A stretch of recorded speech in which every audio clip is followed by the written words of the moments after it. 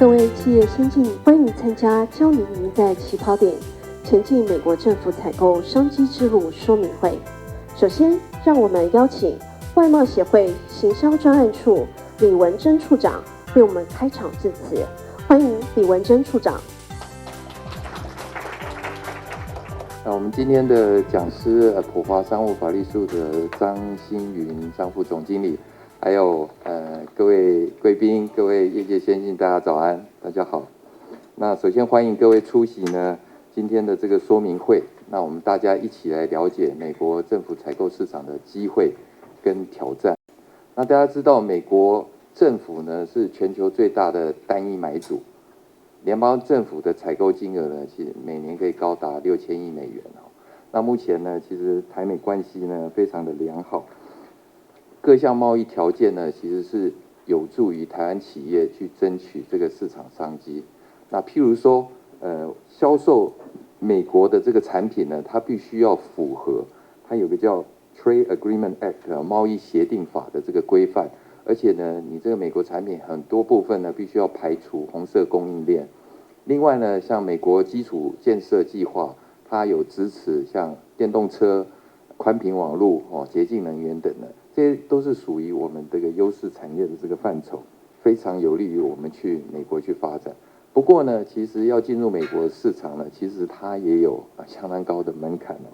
所以呢，我们今天呢，这个说明会呢，就是要来教我们怎么样来跨越这个门槛。那今天的活动呢，会有2个主题，一个呢就是美国联邦总务署的共同供应契约叫做 GSA Schedule， 还有美国刚才提到的这个 TAA 的规范。那美国联邦总务署呢，它主要就是提供美国联邦政府采购的需求，从文具用品到建材都可以在一站式的网站采购，那你也不需要经过很繁琐的这个招标流程。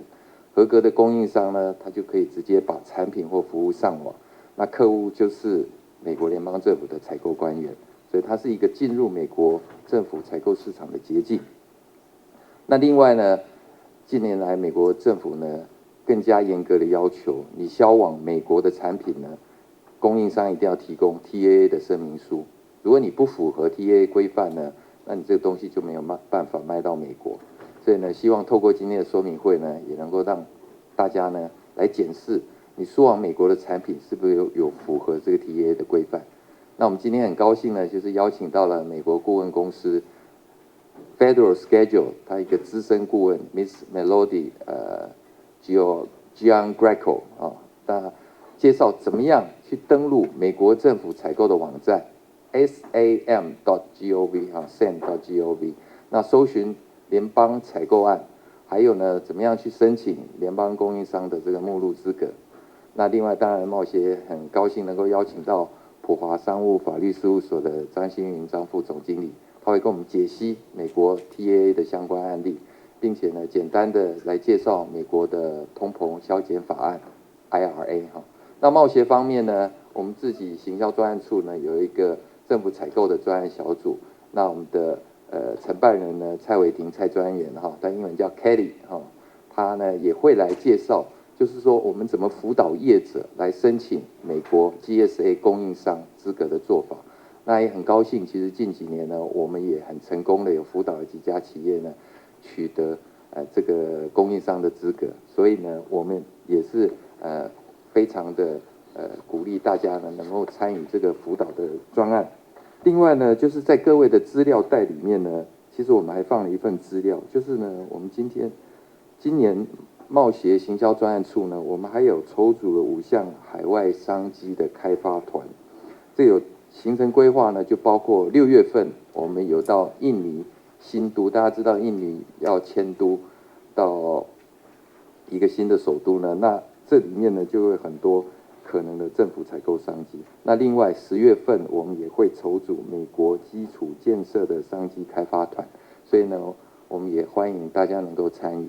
那最后呢，祝大家呢在今天的这个说明会呢都收获满满兔年呢生意兴隆，谢谢。现在让我们邀请美国顾问公司 Federal Schedule 的顾问 Miss Melody Gian Greco，Melody please。Good morning, everyone, and thank you for joining. My name is Melody Giangreco. I am one of the contract directors here at Federal Schedule. It's my pleasure to be with you today for our presentation and overview of GSA's multiple award schedule program. I do hope the conversation brings forth some new information for you and perhaps an examination of the right time for your business to consider entering the U.S. government space and perhaps growing some business here in the U.S. So welcome. We're going to begin today with the overview of the program itself. Now remember, I can't get into proposal specifics because everybody's offer is going to be different.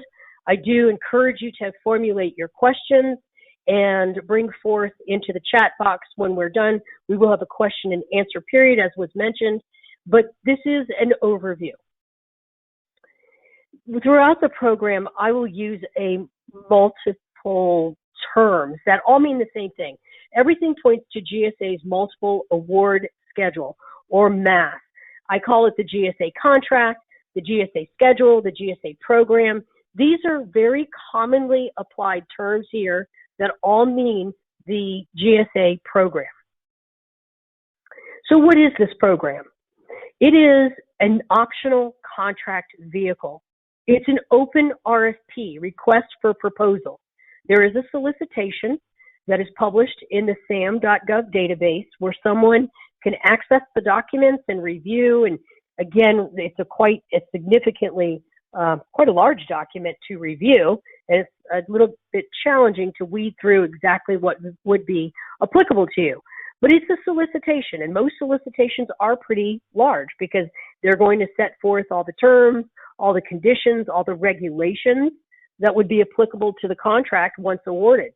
But it is an open-ended, so we can submit a proposal at any time. The contract itself has what's called an evergreen clause, which means it's good for 20 years. There's a base period for 5 years, and there are 3 5-year options beyond that. So again, a total of 20 years. No government contract can be extended beyond a 20-year term.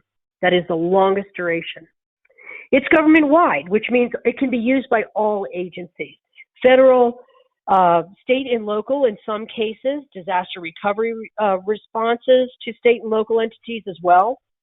And it can be utilized by both the civilian agencies and, of course, DoD agencies. It's what's called an IDIQ type contract, indefinite delivery, indefinite quantity. That means I just need an unidentified amount of your stuff for a specified period of time, which is, again, that 20 years. And then overall, this program simplifies the government's sale process. Whenever the U.S. government spends any money, because they're spending taxpayer money, it has to be very regulated. So this contract vehicle will bring forth a streamlined approach to that with pre-negotiated prices, terms, conditions, and warranties. A significant benefit, of course, too, that the contract brings to you is a shorter procurement cycle. Because GSA directly evaluates your company and evaluates the stability, the viability of your pricing, the necessity of your service and your products in the federal space, that eliminates the requirement for the agencies to individually have to do all that. So, of course, results in a much shorter procurement cycle. But there again, I mentioned there are certain regulations that have to be adhered to when buying any product and when buying any service. To have some of those steps already completed by the General Services Administration, who again manages this MAS program, that'll eliminate a lot of time on the individual agency perspective. It meets all federal acquisition regulation requirements, and it is an absolutely efficient and sustainable long-term procurement vehicle. So when an agency wishes to procure something, products or services, using the MAS contract vehicle, that eliminates the need to seek open competition. If they choose not to use the schedule, they have to post it on an alternative site called sam.gov. That's the primary website utilized. They have to receive at least 3 viable quotes for consideration before they can move forward. But if they use the GSA program, they won't have to do that. It doesn't mean that there's no competition. There will always be competition in everything we do. That's what, again, drives our economy. But it streamlines that procurement, and that streamlines that competitive landscape. They can synopsize the requirements on SAM, not necessary. They will simply have to put it on GSA's eBuy portal. And then at the bottom of the screen there, you'll see that eBuy is an online portal that is specifically devoted for GSA contract task order requests. So only those companies that hold a GSA schedule will have access to that eBuy portal. Again, streamlining and saving everyone time. They will not have to make a separate determination of fair and reasonable because, again, GSA has really done that on a preliminary contract level and, again, bringing value and time-saving costs. Who can you sell to? I mentioned it's government-wide. All federal agencies, civilian, DOD, any government-owned corporations have access. Various institutions, for example, the American Red Cross is a nice example of who would be eligible to utilize this schedule program. And then I mentioned some state and local entities as well. For any one of you who may be doing business already in the United States with any state and local type entity, which that program is called cooperative purchasing. In that field for cooperative purchasing, it's limited to security and or information technology. But no matter what field or industry you're in, disaster recovery it expands to all the industries. And that, of course, is in the event of a disaster. And, we are coming out of the COVID as of May 11th, and we're no longer within that kind of a disaster response phase with the United States here. So, May 11th is the end date for that. But that would be an example where the program was open for state and local response to get urgent requests during the time of COVID. And then, of course, we have what's called an 1122 purchasing program, which is primarily used by law enforcement in the support of drug, homeland security, and emergency response activities. So the way that GSA has designed the solicitation, or this RFP, again, request for proposal, it's one solicitation that is broken into 12 categories. So you may find that your business has some capabilities within this field of facilities, but you also may be under the industrial products field as well. So you can cross over these categories routinely. Each of these categories are going to be further broken down into subcategories, which you'll see in the green. So under facilities, for example, there are 6 subcategories and 27 special item numbers, or SINs. Those are further categorizations of your products and services. It just gets more and more detailed and granular. So you pick kind of the overall, again, let's look at information technology, which is a very, very prominent contract, a part of the contract. Information technology is one of the large categories. There are 7 subcategories and 22 special item numbers that, again, more focused on what your exact capabilities are. If you are a cybersecurity services company, there's a SIN for cybersecurity. If you are a focused IT cloud services company, there's a SIN number for cloud.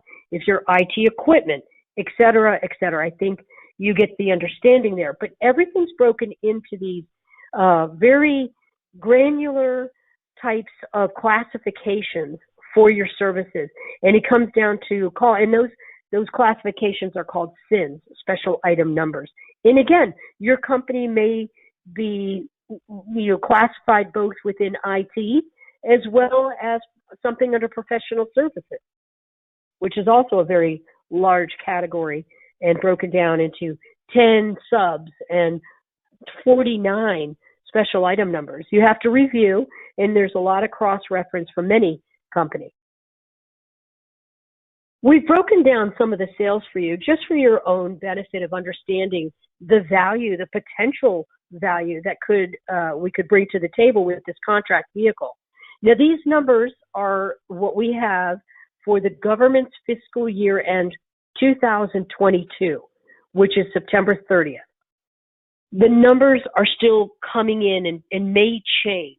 We were very confident that the program was going to exceed the $40 billion US dollar mark, and you could see it's just shy by $5 million, less than $5 million, really $4.3 million. So I think we're going to check this again, and hopefully we can break that $40 billion mark. But it's a very powerful contract vehicle. We've broken the sales out by each of those 12 large categories. And again, I mentioned information technology being the most prominent. So let's prepare. What steps can you do at this point to prepare for your potential business with the U.S. government? First and foremost, you need to have what's called an NCAGE code, and you must be registered in SAM.gov. Every entity, whether you're foreign or domestic, needs to be registered in SAM. As a foreign corporation, you cannot register in SAM until you have the NCAGE code. So what is NCAGE? First of all, the N stands for the North Atlantic Treaty Organization, NATO. CAGE stands for Commercial and Government Entity Code, hence the acronym NCAGE. It is required for all non-U.S. companies who want to do business with the U.S. government. We must first register to obtain this NCAGE code. It is a 5-character alphanumeric as well as numbers, letters and numbers there. And again, it would be indicative of the country that you're located in, of Taiwan. Every country has a different code process, but they assign you the code. They assign it to you. You don't create it yourself. But the process, and then it registered through NATO Support and Procurement Agency. It's called NASPA. We have an acronym for everything. I wish I could publish a comprehensive book of just the government, U.S. government acronyms, because it would probably be 100 pages long. So again, it's just a matter of learning these acronyms and what they stand for. Everything is different, and sometimes there is even redundancy in the application of the definitions. So first, at this, the link we've provided you here, which is a live link, you'll receive the presentation, and you can utilize this at your convenience. But this is, you want to check first to see if your company already has an NCAGE. And using this link, it's very simple. You literally type in your corporate name, your company name, and you hit the search bar, and it'll tell you whether any results were found.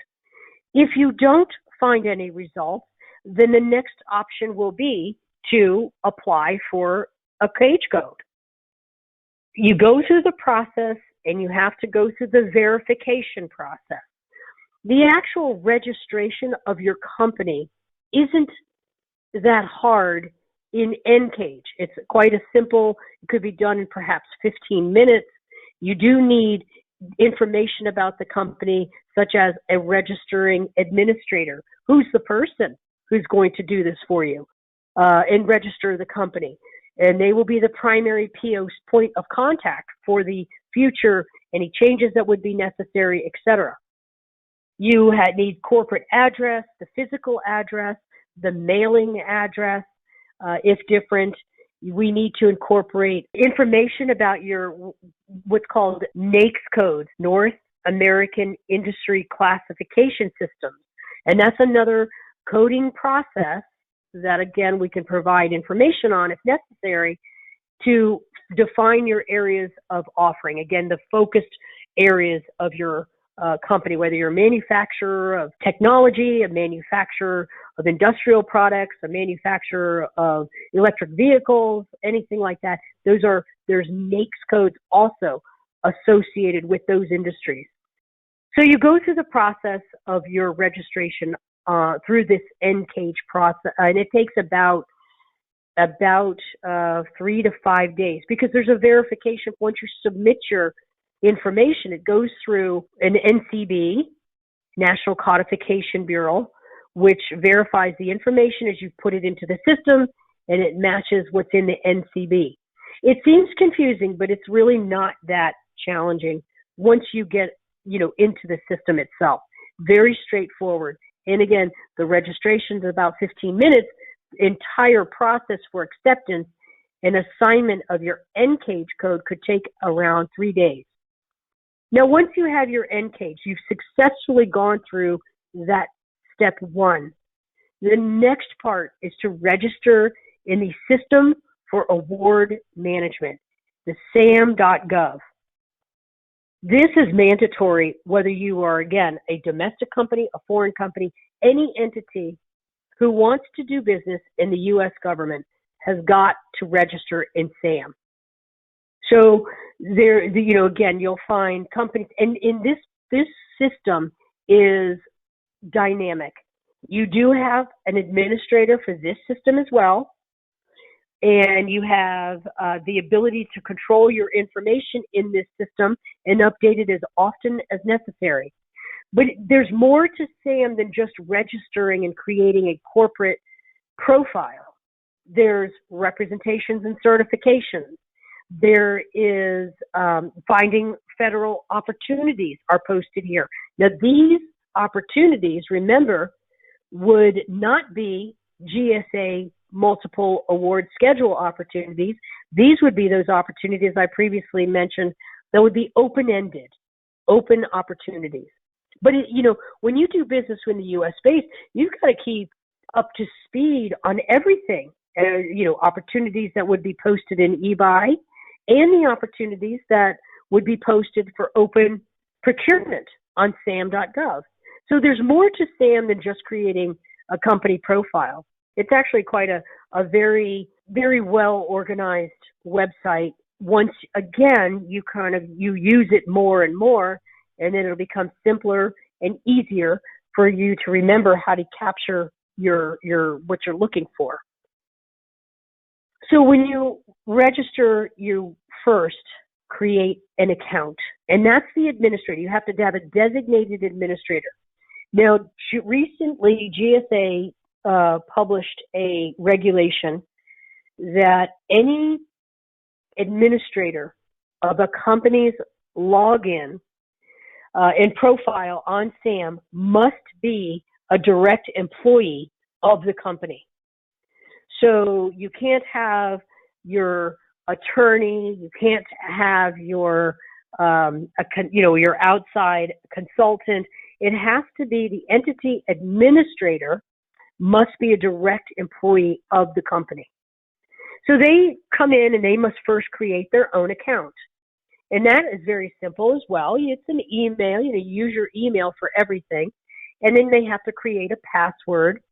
The system is a two-factor authentication system.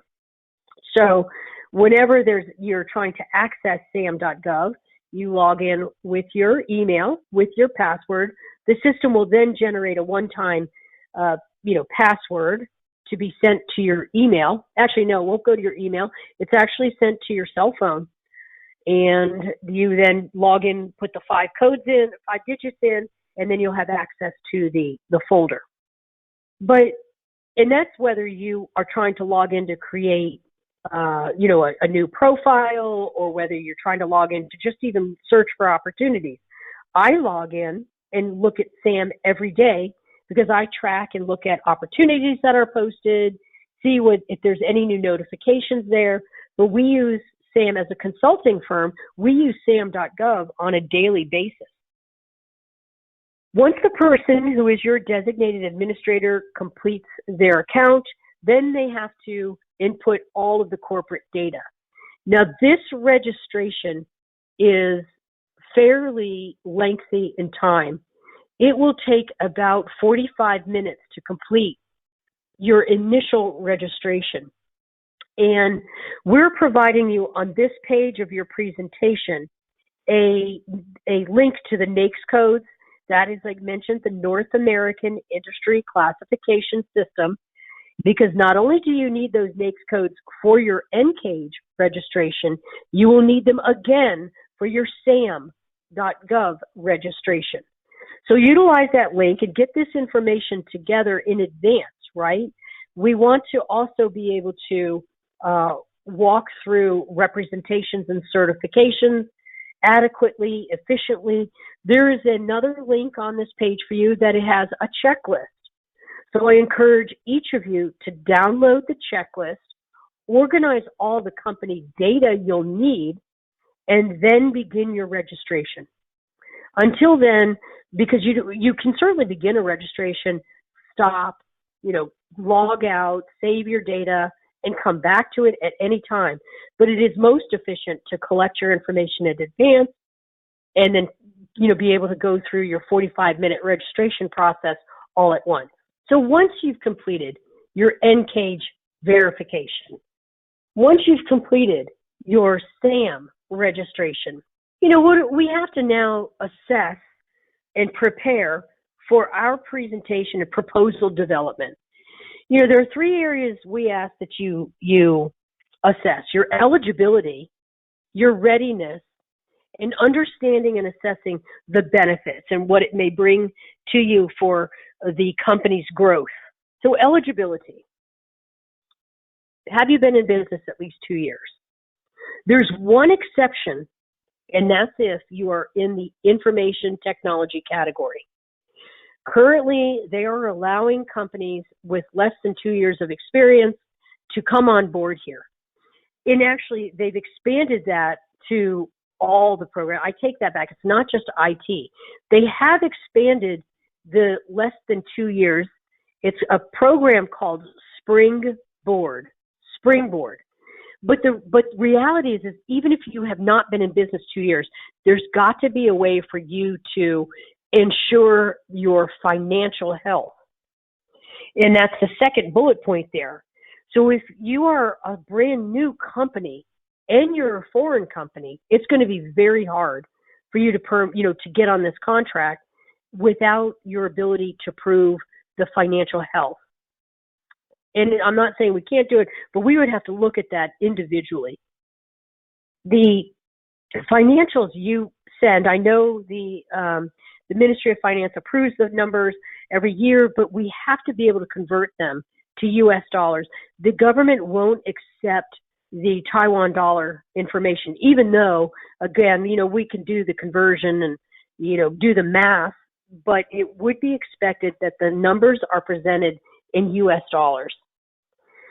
Do your products and services align with at least one of those 12 large categories? And once you've defined the large category, what subcategory and special item number? So do they fall within the scope? And again, you could fall within scope of multiple large categories, and there's not a problem with that. Sometimes, again, you cross over. Not everything is nicely identified, especially for my larger companies, within one category. We cross over, and that's okay. But we do want to be able to create a proposal that is clean and concise. One of the recommendations I would make to you is to focus on the core capabilities of your company. And if they do fall only within one category, that's okay. You can always add additional categories once the contract is awarded. Is your product or your services sold commercially? Are you global? Are you selling in Taiwan? Are you selling into Europe, into South America, Canada? It could be anywhere, but is it sold? And it would be really great if we could show domestic sales in the United States. You don't have to. It is not mandatory, but it is very helpful if we could show domestic U.S. business already, whether it be commercial or federal. Importantly, too, we have to maintain trade agreement compliancy. We cannot have, if you have a factory in China and a factory in Taiwan, we have to be very careful to ensure that products delivered come from the Taiwan factory. We cannot, and we have to ensure a process in place to ensure what's called Trade Agreements Act compliancy. So Taiwan, again, very trade agreement compliant. We advocate and do a lot of business with Taiwan, but we cannot, and we have to ensure that there are checks and balances in place with other countries you may do business with, but we can't produce products from any of theirs. And China being one of them, of course. There's other countries that are non-TAA compliant, and we must be careful with that. And again, I mentioned the fact that it's very helpful to have U.S. business, not mandatory, but helpful. With respect to assessing your readiness, you need to have dedicated contract management resources. It's one thing to prepare a proposal. It's another thing to manage that contract once awarded. So you must have dedicated resources. It would be important to have personnel who understand the requirements of the contract, sales reporting, which we'll talk about in this presentation, the compliance requirements that you must adhere to, and ongoing management. Remember, the contract could be 20 years long. Do you currently have knowledgeable sales team with international experience? Or is this a brand new effort? Would it benefit you to perhaps bring on board some international sales folks who have more of a global understanding of how to do business in other countries? It's possible. It's not, again, mandatory. This is just part of what we ask with respect to, are you ready? And then will you have adequate time to devote to the proposal development, and then once this contract is awarded, to the pursuit of sales?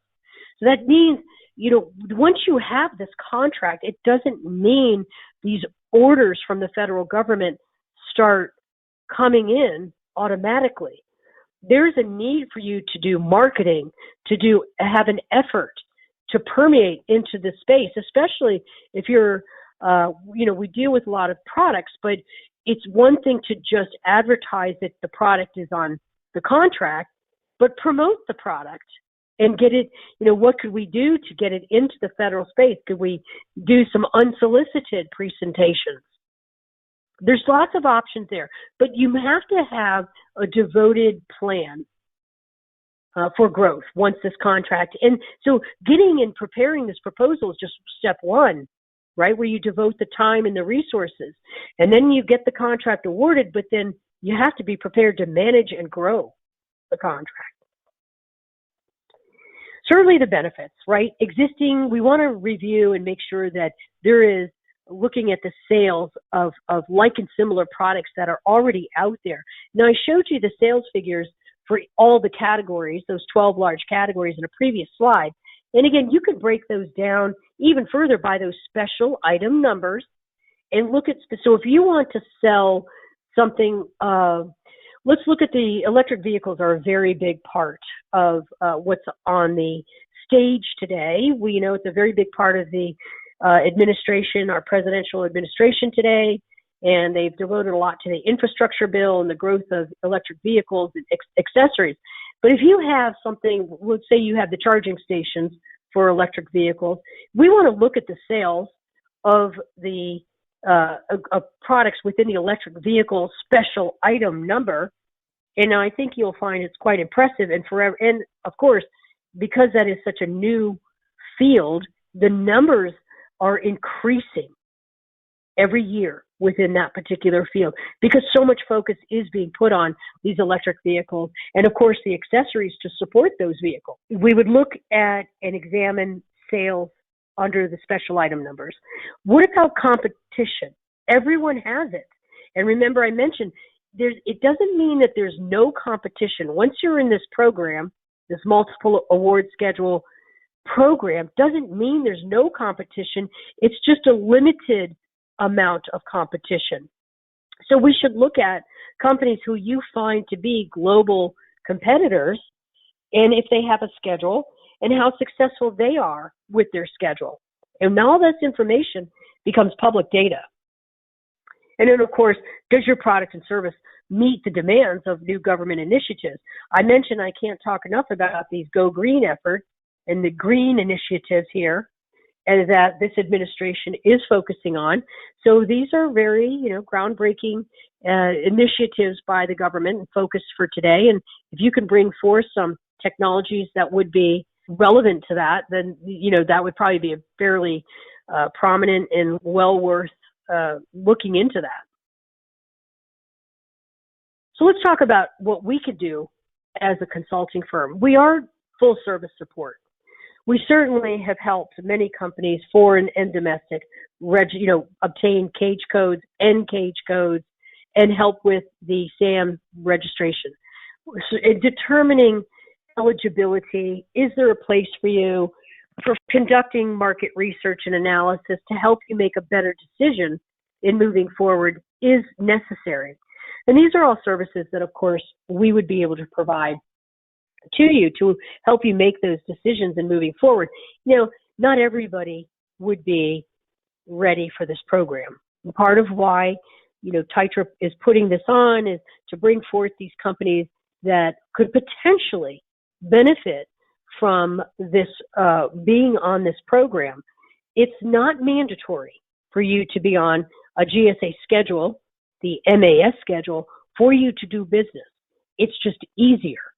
So TITRA is trying to promote, a path for you that will allow you to bring forth your products into the U.S. government in the most efficient and effective manner using this MAS contract vehicle.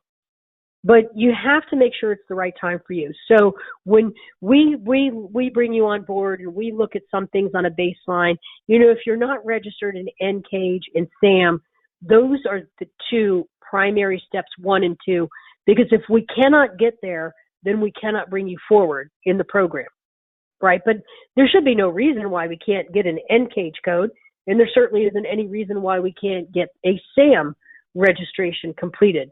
But it would be necessary for you to devote the time to ensure that those two pieces are accomplished first. And again, our guidance, we can streamline that for you and provide a significant level of support to you on that, because it can be confusing.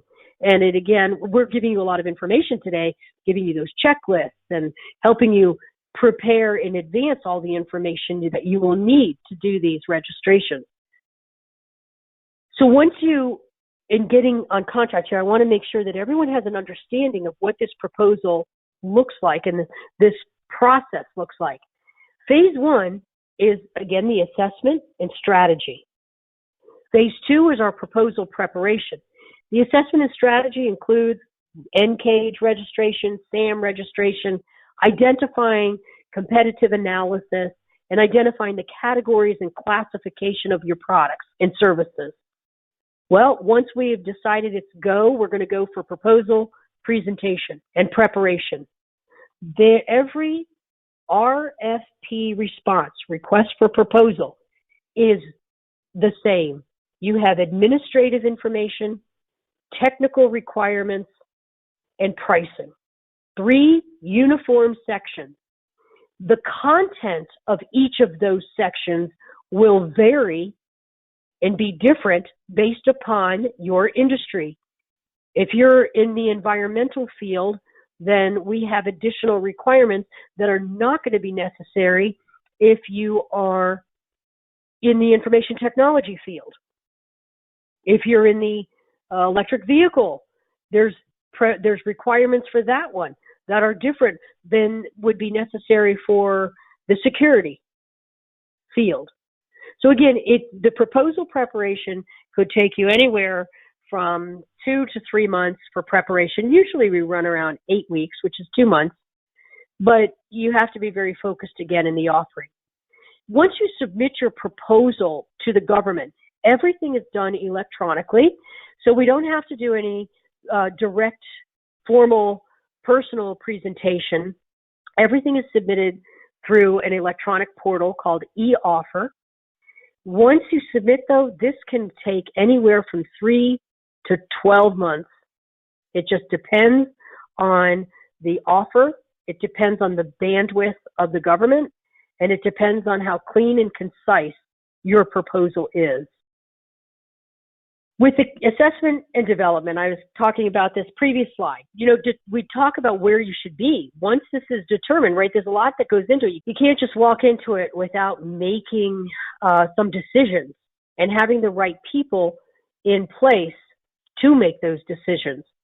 You can have 10 people on this discussion, or you can have 3 people. Again, it's all going to depend upon the collaborative effort of the personnel in the company, and who can make those decisions. But this is part of the assessment and strategy development. These are the things that we would look. We personally have a Get Started package that helps identify and delineate all of the proposal requirements. It's got an administrative section. It's got a technical section. And then, of course, it's got a pricing section, as I mentioned. And our services would certainly provide the more detailed response of how to respond to each of those sections. Administrative documents always require your financials. So I did mention that too. 2 years of financials, and you must be prepared to convert them to US dollars. Further proposal development, we're going to look at putting all of those sections together in the most clean and concise manner so that we ensure that they're going to meet the government's expectations. We do not want to be rejected on a technicality. I can't tell you that your proposal won't be rejected for some odd reason, but it won't be for missing something. It won't be for inadequate response. We will make sure that the information is 100% acceptable. And again, even if the proposal was returned and not accepted on the first time, we can resubmit and the next day, correcting whatever issue they may have found to be their area of concern. So it does happen, but it's not like we have to wait. It's not like there won't be another opportunity. It's a very sometimes normative part of the process. But if you have a nice, clean, concise, and focused offering where the admin, technical, and pricing are clearly set forth, then I will be able to certainly look at it and say, this proposal looks very strong. If it's weak, I could identify the areas of weakness, but and we still may wish to move forward, but at least we're best prepared to discuss the areas of weakness. For example, maybe your financials are not very healthy. Well, it doesn't mean we still can't get on contract, but it means that it might yield additional areas of discussion or points to additional information may be required of us, but we would let the government ask that.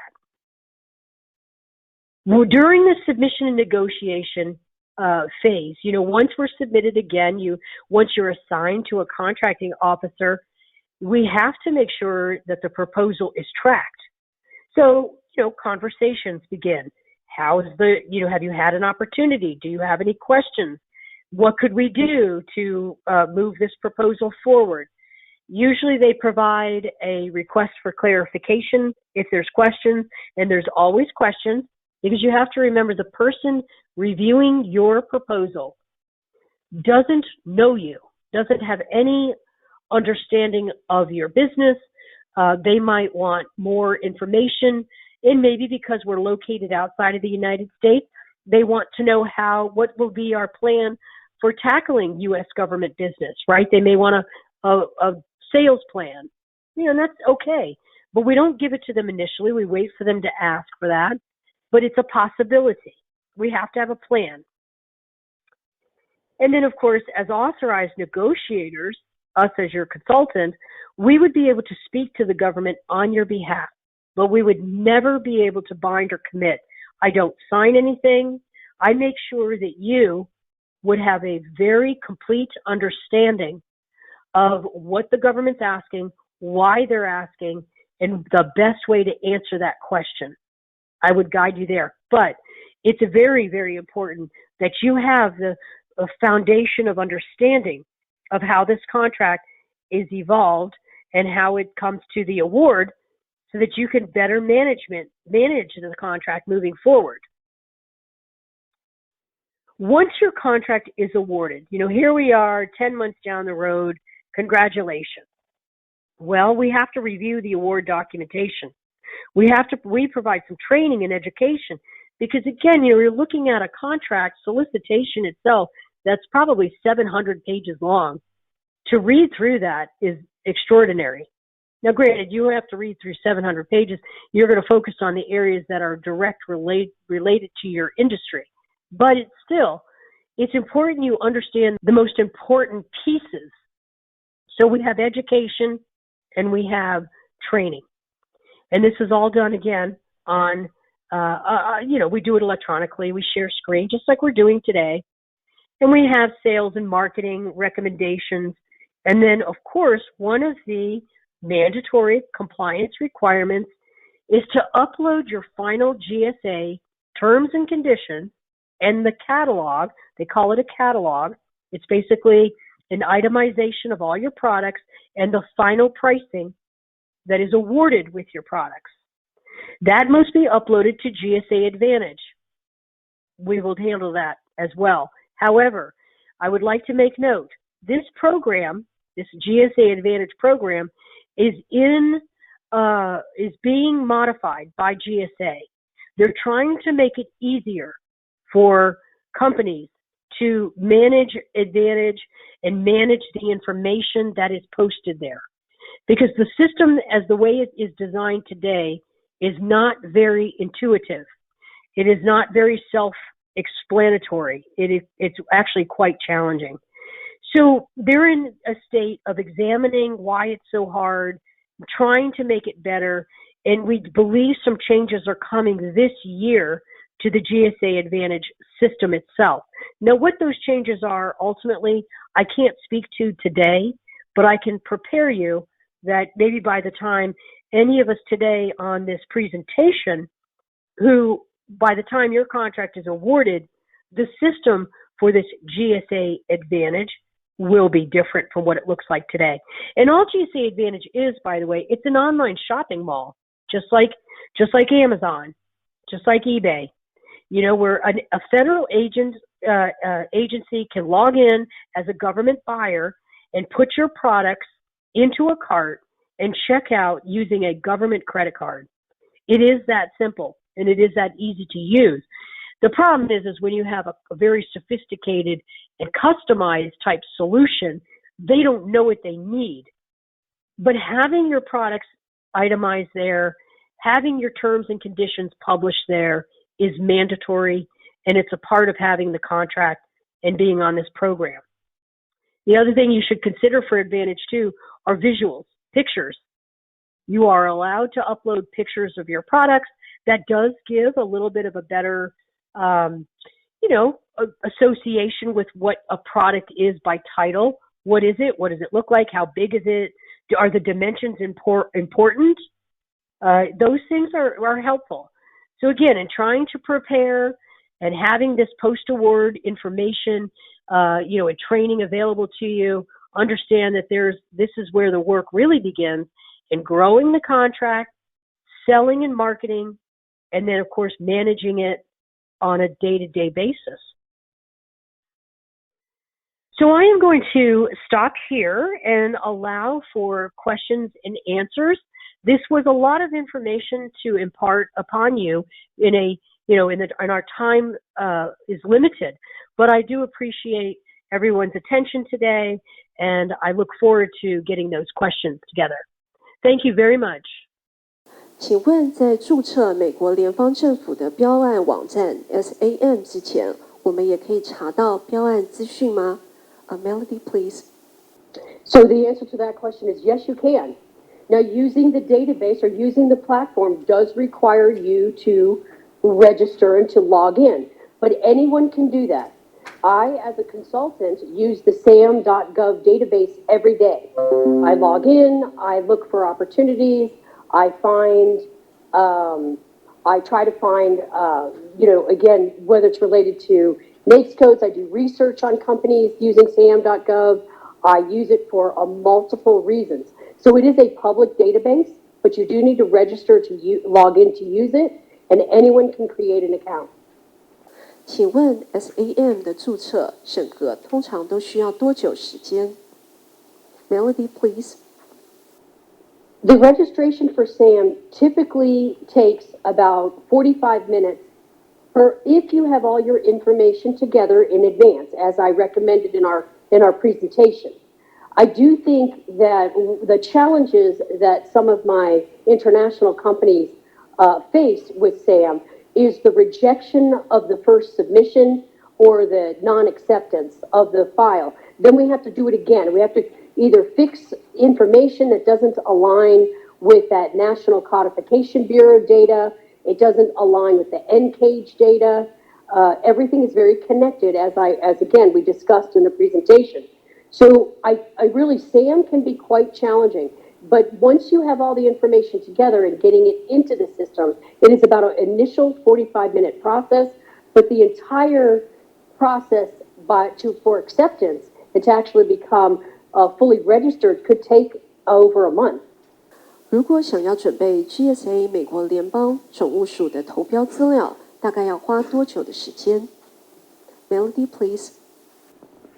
So the answer to that it's going to vary. I can't give you a specific amount of time because it depends on how big your product list is, how many SIN, special item numbers, are pursuing under the program. But if we have, again, I always advocate for a concise offering that focuses on the company's core capabilities. So I think it would be you could anticipate taking at least 12 weeks. At the least, it's 8 weeks. Most of my domestic U.S.-based companies take 8 weeks. For my international companies, just because there is a lot of pre-registration, like the SAM registration, the NCAGE, you can anticipate about an 8 to 12-week process for proposal prep. 想请问维护美国供应商资格合约的要求 ，Melody, please. So contract management requirements usually include, obviously, opportunity seeking. Someone's got to find. We discussed the fact that you have to market the contract once you have it. Opportunities do not just come, coming in the minute you get the contract awarded. So there's a requirement to manage it that way. There are some reporting requirements, and for the most part, you'll have to report sales that are under your GSA contract. There's a sales reporting portal, and you do it either on a monthly basis or a calendar quarterly basis. So it just depends. It depends on the type of products and your offerings, how often you have to file those quarterly reports. For my international companies, unless they have actual physical offices located in the United States, they're usually considered small companies. I mean, they're considered large, which would require, if you were domestic, a subcontracting plan. But I think internationally, usually you're all going to be identified as a small company with no locations in the United States. So the reporting requirements are limited to really the quarterly or monthly sales reports. That's a big part of contract management. And then, of course, opportunity management. 财务资料，请问是官方的缴税的资料，还是我们可以自行的自由新政的提供 ？Melody, please. So we do not provide official or formal tax returns. In fact, the government, GSA specifically requests that we do not submit the tax returns. At a minimum, we are required to provide a profit and loss statement, and a balance statement. So, I think that it's reasonable to provide those excerpts from your tax returns, but we do not provide the tax returns directly. 请问成为这个美国联邦政府供应商的这个申请过程最大的挑战是什么？那又如何来定义何谓健全的财务资料呢？ Melody, please. Okay, so some of the challenges and how do you prove healthy financials? The basic financial health check is a ratio between your assets to your liabilities and your debt to your equity, right? So you have to fall within these acceptable ranges. They need to ensure, part of the GSA is required to ensure the financial health in order for you to manage this contract for a potential 20-year term. So it's imperative that we have and represent a very healthy financial position. So if we have a lot of negative debt, if we have access lines of credit that are fully accessed and we have nothing, to work with, if there is financial hardship, then, those things will work in a negative way in evaluating the company. In addition to financial health, you have to also remember that GSA is required to ensure the viability of your company's past performance. So you can't create a product today and expect to put it on the contract tomorrow. We have to have some, experience in selling it and experience in having customers who have purchased from us and having good references from those customers. And again, they could be Taiwan customers, they could be international, they could be U.S. customers. But there is the challenge for international companies to ensure that they can support their past performance as a company and have, again, excellent references to back up their ability and their capabilities. Kelly? 我们的产品是小型的 hardware， 可能没有办法从美国的政府拿到这个合格的供应商资格。请问这个中小型的企业，那应该要怎么样参与这个美国政府采购的过程呢？以任何一种可能的方式。Melody, please. So I'm not quite sure I understand the small hardware part of that question. Is it a technology piece? Is it a small piece of industrial household equipment? Here's what I would encourage you, no matter what. Remember, the GSA schedule is not mandatory, but getting on SAM, the SAM.gov, is, if you want to do any business with the U.S. government. So at the very least, I would suggest that your company explore registering, getting your NCAGE, register and get onto the SAM.gov database, because that will allow you then to potentially participate in opportunities that are related to your industry, wherever your small hardware product would be classified. And again, I don't know what it is, but it would at least be a good start. I'm not sure whether you would or would not be able to get a GSA contract knowing just a piece of small hardware. 想请问这些美国联邦政府标案的这个商机来源是来自于联邦政府还是美国的州政府呢？ Melody, please. So we see opportunities coming from both. Certainly GSA, the General Services Administration, is there's many facets to this agency. The division within this agency that we work with is the acquisition group. So this company, or this division of the General Services Administration, manages purchasing for all federal agencies. So all federal agencies have the ability to use the GSA program.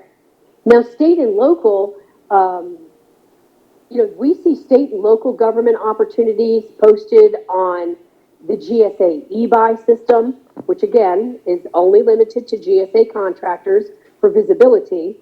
But we see opportunities coming from everywhere. The government buys a lot. And of course, to run and fund state entities and state governments, and there's lots of requirements.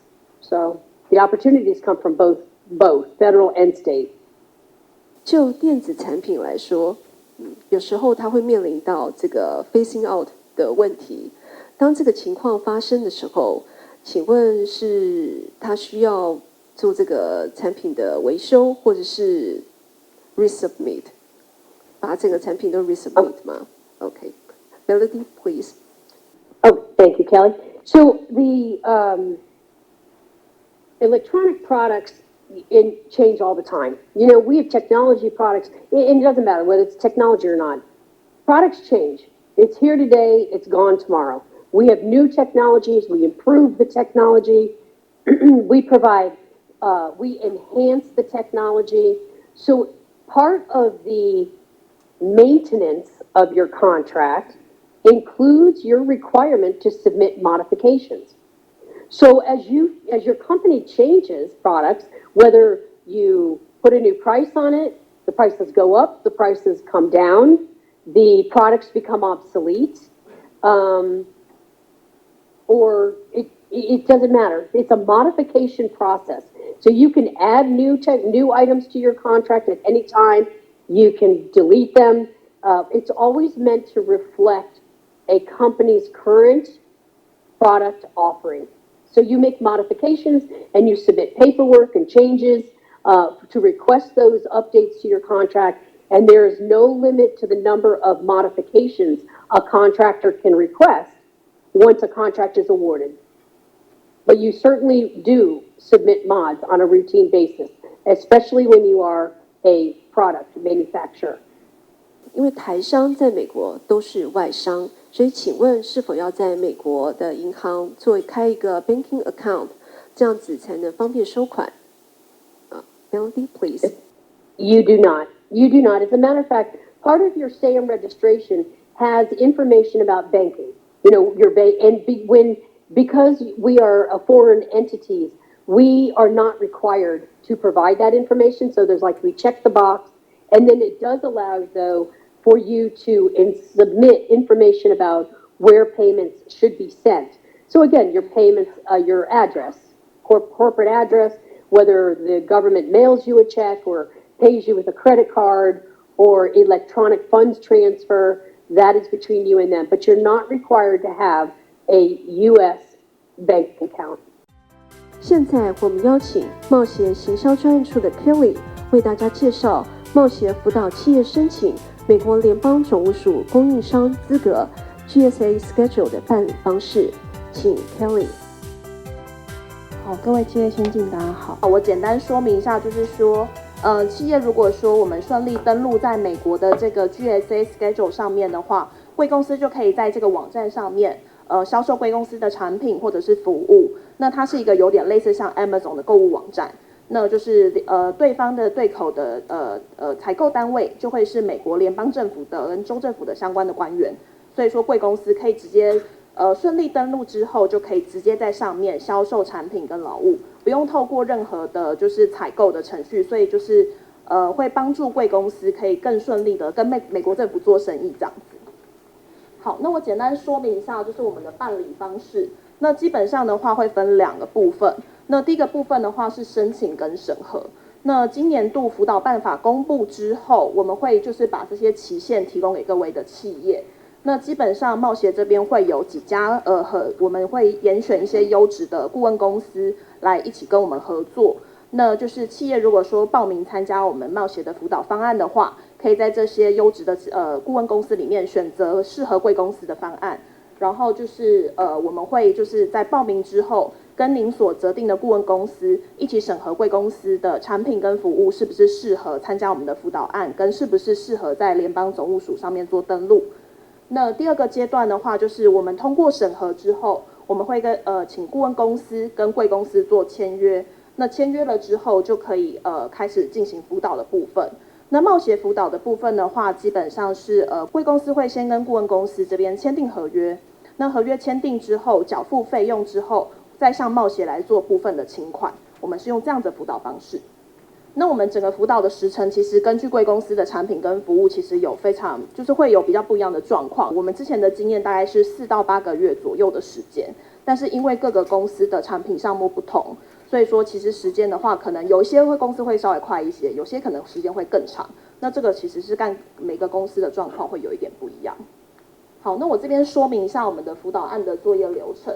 那我这边的话是先以我们去年度的辅导案的内容来做说明。那我们今年度的辅导办法在正式核定之后，会再提供给各位企业做参考。所以以上的时程只是先暂定的时程，先跟各位企业做说明。那我们去年度的话是就是基本上我们是抓5月31号，也是5月底的时间来给各位企业做申请。那我们就是会有制式的报名表来做填写。接下来的话就是我刚刚提到的甄选审查的部分。那这个部分我会跟顾问公司一起来做，就是贵公司的产品跟服务的审查。那就是我们今年度的办法在核定之后，我们会公布在我们的全球政府采购商机网。各位企业如果说还就是没有加入我们的会员的话，可以在Google 上面搜寻全球政府采购商机网，那上面会有一些我们相关的一些活动资讯，包括就是之后我们的辅导案核定之后，我们也会公布在这个网站上面。那就是辅导的部分的话，就是等到就是如果说确定通过了，我们接受这个辅导之后，我们40个日历天之内跟顾问公司完成签约之后，我们就可以进行我们后续的辅导。那辅导的部分的话，就是费用先跟顾问公司结清之后呢，我们再跟贸协这边来做请款。好，那这个是我们去年度的办法哦，就是说我们就是基本上就是贸协会辅导的费用，也就是我们跟顾问公司这边签订的费用的70%，那上限的话是新台币40万元，但这是去年度的数字，今年度的数字的话，核定之后会再公布，再给各位企业做参考。那我们这边辅导的办法是说，就是我们基本上就是历年已经接受过贸协辅导这个 GSA schedule 的相关案子的厂商，我们就不接受辅导这样子，我们希望把资源可以分享给更多的厂商。那我这边说明一下，就是辅导的企业需要的一些资格条件跟一些甄选的相关条件。那我上面有列出来，就是橘色的部分是美国政府这边会比较要求的必要条件，所以就是贵公司如果真的有兴趣的话，这个部分可以先检视一下是不是有符合相关的资格，其中包括就是公司必须要成立并且营运2年以上，那就是产品的内容必须要符合 TAA 的规范，待会我们会请张律师这边跟大家做 TAA 的说明。那就是还有另外就是说，就是过去是不是有一些产品的销售定价历史的一些价格的一些资料，这个部分会是在就是申请的过程当中需要提供的，所以这个也会是必要的资料。那如果说其中的定价跟销售资料是销往美国的话，其实会对申请会比较有帮助。那财务状况的部分的话，就是要确定公司是财务健全，然后就是没有退票等等的不良财务记录，这个部分会是美国政府比较要求的部分。那其他的部分的话，就是主要是贸协这边希望辅导的相关的企业，就是说我上面有列出来的这些企业会是一方面我们跟顾问公司评估可能会比较有机会去申请，然后另外一方面也是我们目前希望可以推广辅导的重点企业。但是如果说不是这些企业的话也没有关系，我们还是可以参加辅导，因为其实 GSA schedule 它上面的项目非常的多，其实不局限在我上面列出来的这些产业，所以这个提供给业者做参考。那我这边也提一下说，我们这边做辅导案的一些相关的重要提醒的事项。那基本上就是我刚刚有提到，申请的时程其实是有一点长的，大概4到8个月左右。那就是如果说贵公司真的有兴趣要参加这个申请的话，建议先内部评估一下这个时程是不是可以符合贵公司的相关的一些业务的安排。那另外就是说，我们辅导企业申请进入这个美国联邦总务署的这个供应商资格之后，我先分2个层面讲。第一个是我们参加这个辅导案没有办法100%保证贵公司一定可以就是申请到这个供应商的资格，但是顾问公司的经验其实是非常丰富的。之前我们就是申请的经验，其实在顾问公司的辅导之下，其实申请成功的几率是蛮高的。但是没有办法100%的保证，这个是第一个要跟各位企业先进做声明的事项。那第二个部分就是，即便就是贵公司顺利的申请了进入这个供应商资格之后，我们这边也不保证说就是贵公司一定申请进去就可以拿到订单，因为其实这个就跟就是登录到网站上面一样，是不是有顾客跟你买东西，你们还是要做一些 marketing 的东西，所以这个部分是我们不保证说一定进去就可以拿得到订单这样子，这个部分是后续企业可能要再去做一些行销等等的一些活动等，然后来去推广自己的产品这样子。那另外的话，就是美国政府 GSA schedule 它有一个就是所谓的最低的销售门槛的金额，也就是说，就是如果企业顺利登录到这个 GSA schedule 的供应商资格之后呢，前2年内必须要达到就是$25,000的销售额，之后每一年都会要达到这个金额。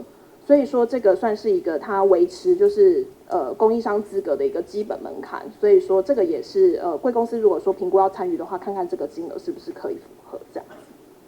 待会我们这个问卷在那个就是各位手上的资料其实都有，那这个问卷上面的后面会有一个地方，就是如果说贵公司有兴趣要参加我们的这个辅导案的话，可以在上面表达意愿，那我们之后办法出来之后会优先提供这个资料给贵公司做参考。好，那我这边也说明一下，就是我们今年10月份我们会到办理一个美国政府的相关的拓销活动，那就是名称是基础建设商机开发团。那我们希望征集相关的一些产业的企业跟我们一起到美国去。那我们这边安排的活动会是拜访美国的一些相关的公部门机构，然后一些相关的系统整合商等等的。那希望可以对接就是企业跟美国政府采购相关的一些商机跟机会。那这个部分就是先跟各位企业报告一下，如果有兴趣的话，会后可以再跟我联络。那我这边也介绍一下，就是刚刚处长也有提到的，我们组上有就是今年度会办理的一些新南向市场的推广活动。